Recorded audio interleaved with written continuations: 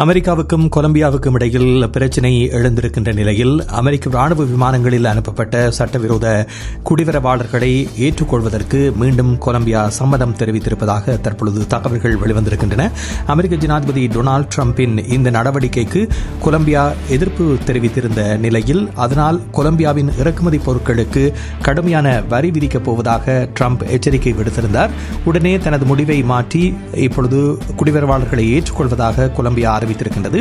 இந்த குடியேற்றவாசிகளை மதித்து முறையாக அனுப்பினால் மட்டுமே ஏற்றுக்கொள்ளப் போவதாக கொலம்பிய ஜனாதிபதி பெட்ரோ அவர்கள் முன்னர் கூறியிருந்த நிலையில் அவர்களை ராணுவ விமானங்களில் அல்லாமல் பயணிகள் விமானத்தில் அமெரிக்கா அனுப்ப வேண்டும் என்ற கோரிக்கையை முன்வைத்திருந்தார். கொலம்பியாவின் இந்த செயலை கண்டித்திருந்த டிரம்ப் பதிலடியாக அந்த தென் அமெரிக்க நாட்டிலிருந்து இறக்குமதியாகக்கூடிய பொருட்களுக்கு முதலில் 25% வரியையும் பிறகு அடுத்த வாரம் அளவில் 50% வரியையும் விதிக்கப் போவதாக ஒரு எச்சரிக்கையை விடுத்திருந்த நிலையில் இப்பொழுது அதற்கு பதிலளிக்கும் வகையில் அமெரிக்காவிலிருந்து இறக்குமதியாகும் பொருட்களுக்கு அதேபோல் வரி விதிக்க நடவடிக்கை எடுக்கப்படும் என்று கொலம்பிய ஜனாதிபதி தெரிவித்திருந்தார். ஆனால் இறுதியில் இந்த முடிவில் இருந்து பின்வாங்கி இப்பொழுது குடியேற்றவாசிகளை ஏற்றுக்கொள்வதற்கான சம்மதத்தை அவர் தெரிவித்திருப்பதாக தகவல்கள் வெளிவந்திருக்கின்றன.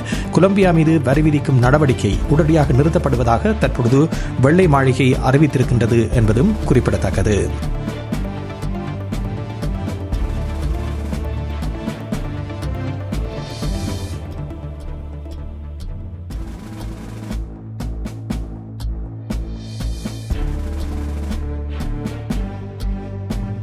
டிவிஐ யூடியூப் சேனலில் இணைந்திருக்கும் நேர்கள் அனைவருக்கும் எமது நன்றி.